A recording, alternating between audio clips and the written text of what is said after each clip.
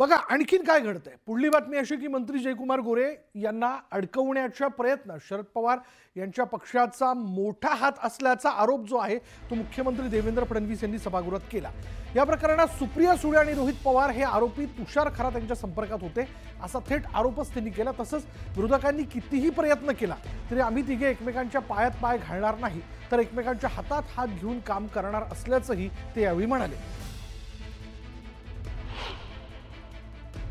याच्यामध्ये थेट या सगळ्यांशी पूर्णपणे संपर्कात राष्ट्रवादी काँग्रेस शरद पवार गटाचे लोक दिसतात। पुराव्यानिशी सांगतो, पुराव्यानिशी या ठिकाणी प्रभाकरराव देशमुख थेट याच्यामध्ये 100 वेळा या तिन्ही आरोपींशी बोललेले आहेत आणि व्हिडिओज त्यांच्याकडे गेले आहेत, त्यांच्याकडनं उत्तर आलेलं आहे।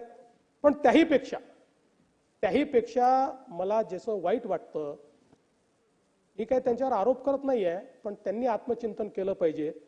ते म्हणजे आदरणीय सुप्रियाताई सुळे आणि या सभागृहाचे सदस्य श्री रोहित पवार